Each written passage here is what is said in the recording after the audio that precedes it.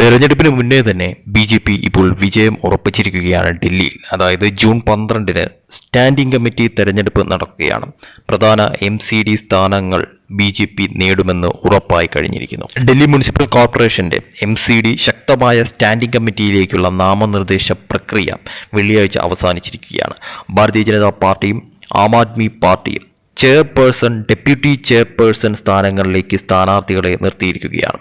നീണ്ട നിയമ പോരാട്ടത്തിന് ശേഷം കമ്മിറ്റിയിലെ 18 സീറ്റുകളും നിറഞ്ഞതോടെ ജൂൺ 12-ന് മികച്ച 2 സ്ഥാനങ്ങൾക്കായി MCD തെരഞ്ഞെടുപ്പ് നടത്തുകയാണ്. 18-ൽ 11 സീറ്റുകളും കൈവശം വച്ചിരിക്കുന്ന ബി.ജെ.പി. 2 സീറ്റുകളും നേടാനുള്ള സാധ്യത വളരെ കൂടുതലാണ് എന്നല്ല, അത് ഉറപ്പായി കഴിഞ്ഞിരിക്കുന്ന ഒരു സ്ഥിതിയിലേക്കാണ് കാര്യങ്ങൾ മാറിയിരിക്കുന്നത്. അതായത് AAPക്ക് ജയിക്കാൻ പറ്റാത്ത ഒരു സിറ്റുവേഷനാണ് നിലവിലുള്ളത്. 18-ൽ 11 സീറ്റും ബി.ജെ.പിയുടെ പക്കലായതുകൊണ്ട് തന്നെയും ഈ പറയുന്ന തരത്തിൽ ചെയർപേഴ്സൺ സ്ഥാനവും ഡെപ്യൂട്ടി ചെയർപേഴ്സൺ സ്ഥാനവും ബി.ജെ.പി. വിജയിക്കുമെന്ന കാര്യം ഏകദേശം ഉറപ്പായി കഴിഞ്ഞിരിക്കുന്നു. ബി.ജെ.പിയിൽ നിന്ന് സത്യ ശർമ്മ ചെയർപേഴ്സൺ സ്ഥാനത്തേക്ക് നാമനിർദ്ദേശം സമർപ്പിച്ചു. സുന്ദർ സിംഗ് പാർട്ടിയുടെ ഡെപ്യൂട്ടി സ്ഥാനാർത്ഥിയാണ്. ഡൽഹി മേയർ രാജ ഇക്ബാൽ സിംഗും സഭാ നേതാവ് പ്രവേശൻ വാഹിയുമാണ് ഇവരുടെ നാമനിർദ്ദേശം നിർദ്ദേശിച്ചത്. ആം ആദ്മി പാർട്ടിയിൽ നിന്ന് പ്രവീൺ കുമാർ ചെയർപേഴ്സൺ സ്ഥാനത്തേക്കും മോഹിനി ജീൻവാളും ഡെപ്യൂട്ടി ചെയർപേഴ്സൺ സ്ഥാനത്തേക്ക് നാമനിർദ്ദേശം സമർപ്പിച്ചിരിക്കുകയാണ്.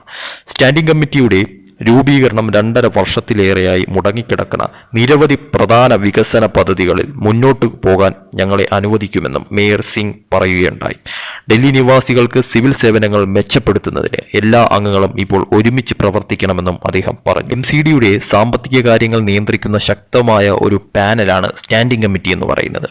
ഇതിൽ 18 അംഗങ്ങളാണ് ഉൾപ്പെടുന്നത്.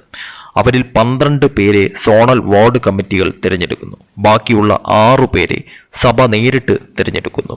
ഒരു സ്തംഭനാവസ്ഥ കാരണം പാനൽ 30 മാസമായി പ്രവർത്തനരഹിതമായിരുന്നു. 2023 ഫെബ്രുവരിയിൽ മുൻ മേയർ ഷെല്ലി ഒബ്രോയ് വീണ്ടും വോട്ടെടുപ്പ് നടത്താൻ ആഹ്വാനം ചെയ്തതിനെ തുടർന്ന് നേരിട്ട് തിരഞ്ഞെടുക്കപ്പെട്ട 6 അംഗങ്ങളെ തിരഞ്ഞെടുക്കുന്നതിനുള്ള തിരഞ്ഞെടുപ്പ് കുഴപ്പത്തിലായിരുന്നു. അവരുടെ തീരുമാനത്തെ ബി.ജെ.പി. കോടതിയിൽ ചോദ്യം ചെയ്തിരുന്നു. 2024 മെയ് മാസത്തിൽ ഡൽഹി ഹൈക്കോടതി ഒബ്രോയിയുടെ ഉത്തരവ് റദ്ദാക്കിയിരുന്നു. ഇത് ബി.ജെ.പിക്കും AAPക്കും 3 സീറ്റുകൾ വീതം ലഭിക്കാനായി കാരണമാവുകയായിരുന്നു. എന്തായാലും ഈ വരുന്ന ജൂൺ 12-ന് നടക്കാൻ പോകുന്ന സ്റ്റാൻഡിംഗ് കമ്മിറ്റി തെരഞ്ഞെടുപ്പ്, അതായത് ഈ പറയുന്ന തരത്തിൽ ചെയർപേഴ്സൺ സ്ഥാനവും ഡെപ്യൂട്ടി ചെയർപേഴ്സൺ സ്ഥാനത്തിലേക്കുള്ള തെരഞ്ഞെടുപ്പിൽ ബി.ജെ.പി.